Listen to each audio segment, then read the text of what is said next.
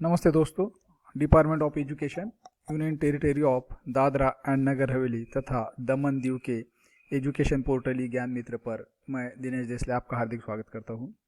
दोस्तों, आज हम कक्षा 10वीं की जो दूसरी इकाई है उसका नवा पाठ जब तक जिंदा रहूं लिखता रहूं यह पढ़ने वाले हैं।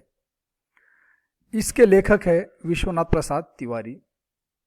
विश्वनाथ प्रसाद तिवारी हिंदी के जाने माने कवि, आलोचक एवं संपादक है। अनेक विधाओं में उन्होंने लेखन किया है।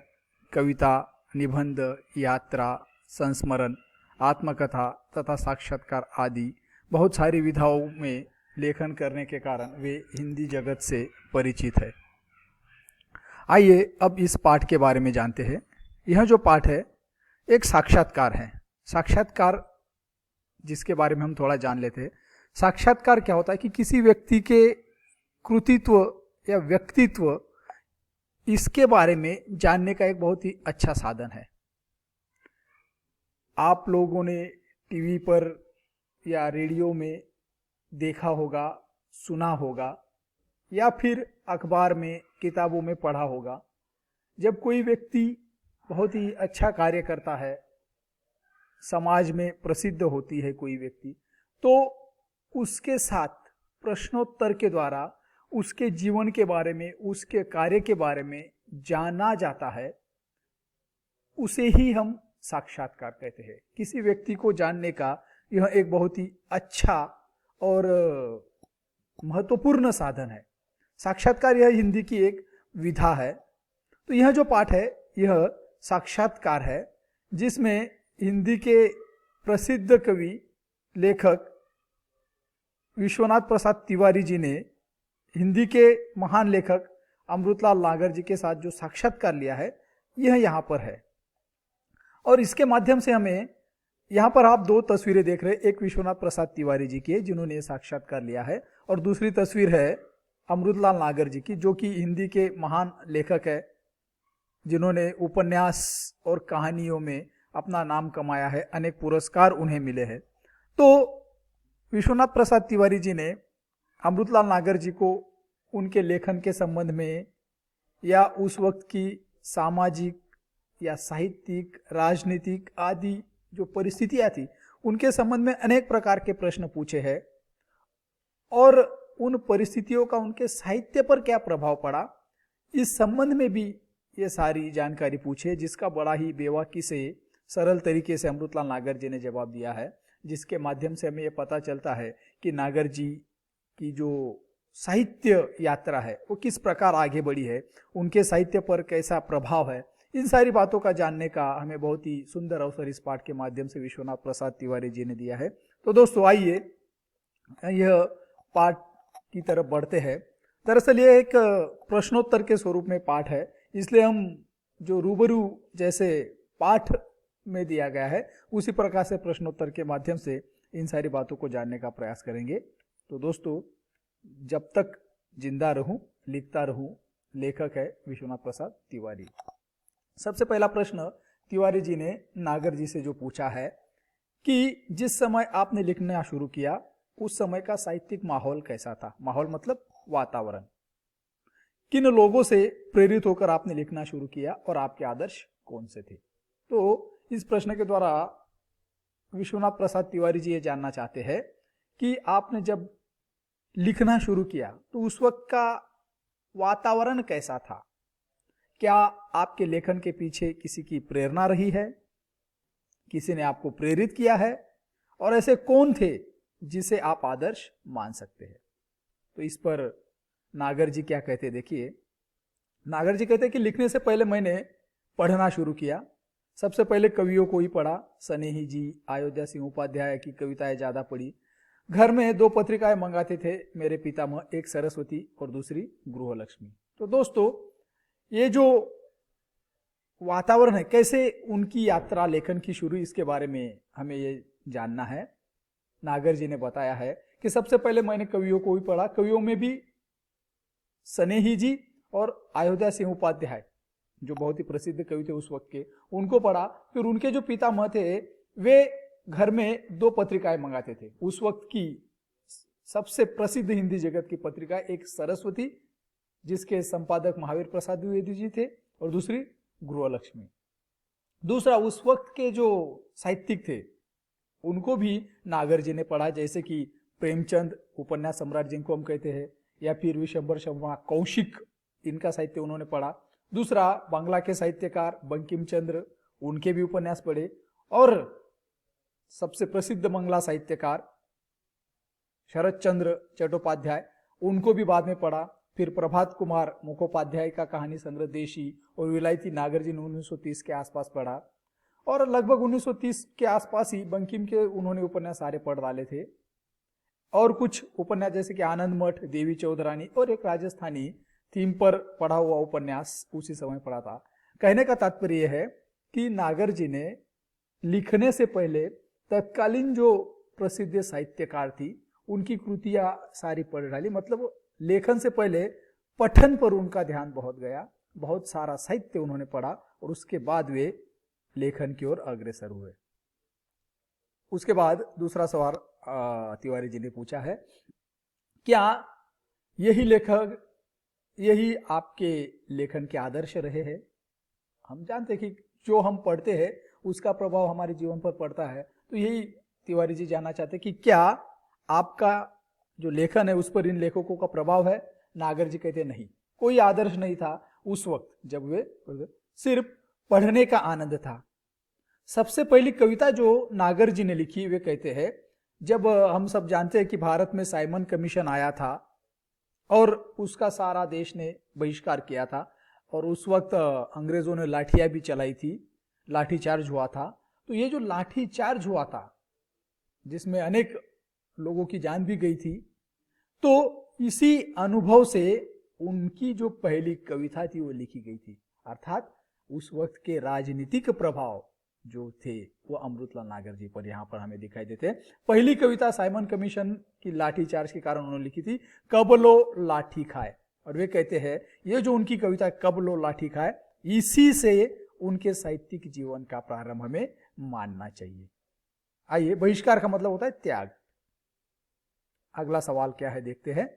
तिवारी जी ने पूछा कि क्या इस घटना के बाद आप राजनीति में क्यों नहीं गए?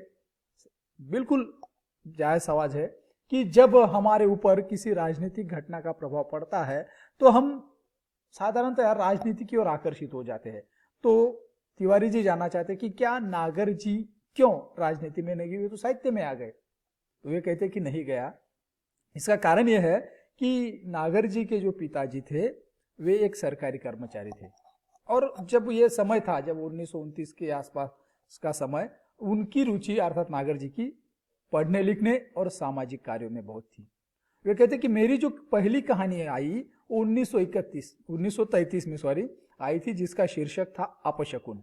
और उसी वक्त गोरखपुर जहां तिवारी जी रहते हैं, तो वहां के जो महान लेखक है मन्नन द्विवेदी, वे लिख रहे थे। चंडी प्रसाद रुदेश जो उस वक्त के महान साहित्यकार थे, उनकी लेखन शैली ने भी प्रभावित किया। शैली मतलब तरीका, प्रणाली या रीति, किसी काम करने का तरीका जो होता है उसको हम शैली कहते हैं।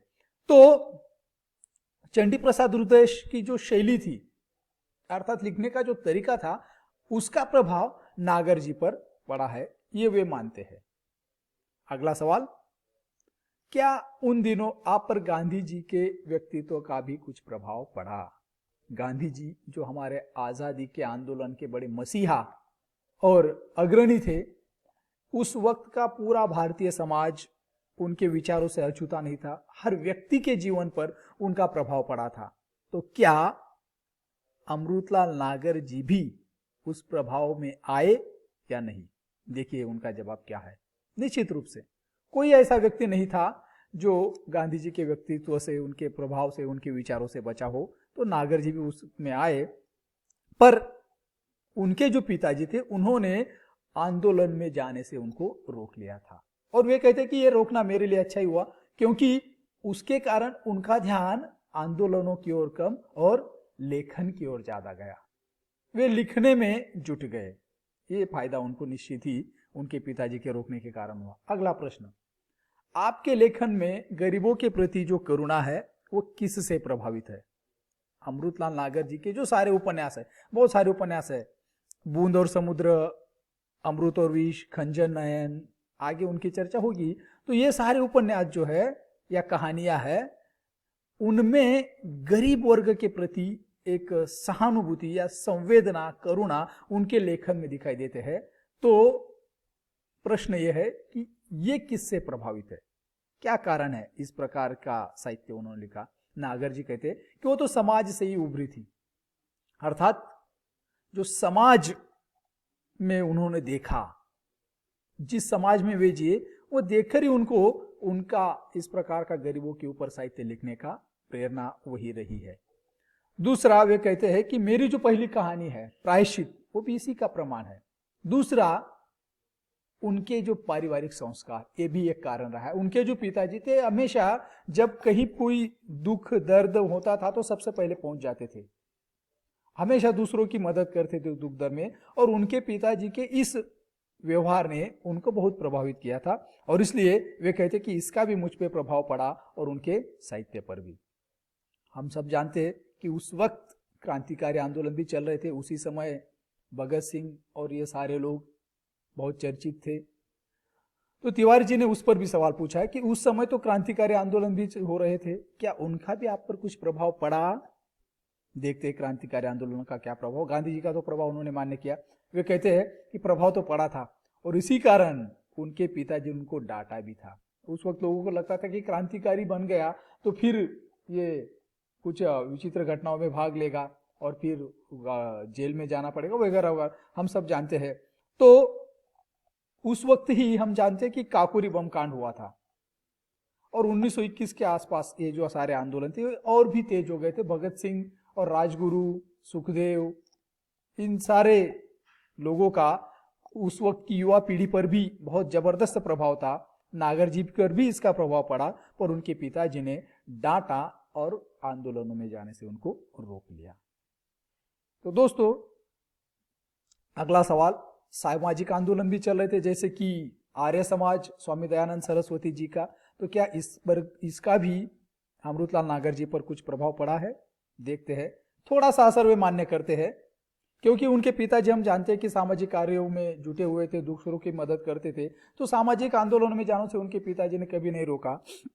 वह कहते हैं जवाहरलाल नेहरू जी जो है हमारे उस वक्त के महान नेता और आजाद भारत के बाद के भी महान लीडर, उनसे 1933 में नागर जी की मुलाकात हुई। कारण यह था कि नेहरू जी की माँ और नागर जी के भाई दोनों एक ही हॉस्पिटल में एडमिट थे, और नेहरू जी उस वक्त जेल में थे। तो उनकी माता जी के पास बहुत सारे लोग आते थे, और उनमें ज्यादातर कश्मीरी होते थे, बाकी बहुत कम होते थे। तो दूसरा, खुद नागर जी फिर नेहरू जी की माता जी के पास हमेशा जाते थे। पंडित जी जब फिर जेल से छूट कर आए तो वहां उनकी मुलाकात हुई और हर तरह की बातें हुई। तो इस प्रकार मतलब उस वक्त का जो सामाजिक प्रभाव था वो निश्चित ही तिवारी जी के व्यक्तित्व पर पड़ा है। आगे बढ़ते हैं। तो दोस्तों, इस प्रकार से इस वीडियो के पहले पार्ट में हमने देखा कि उस वक्त के सामाजिक राजनीतिक जो आंदोलन थे उनका नागर जी के व्यक्तित्व पर किस प्रकार प्रभाव पड़ा है। राजनीतिक, सामाजिक और साहित्यिक और क्रांतिकारी सारे आंदोलनों का उन पर प्रभाव पड़ा, पर सारांश यह है कि उनके पिताजी ने उन्हें राजनीतिक आंदोलनों में जाने से रोका, और इसका फायदा उन्हें यह हुआ कि वे साहित्यिक कार्य में जुट गए, लेखन में जुट गए, और इस कारण एक महान साहित्य का जन्म हुआ। यही बात हम निष्कर्ष के तौर पर कहते हैं। बाकी आगे जो और कुछ बातें हैं वो हम अगले वीडियो में देखेंगे। तब तक के लिए दोस्तों, आप इस पाठ को पढ़िए। धन्यवाद।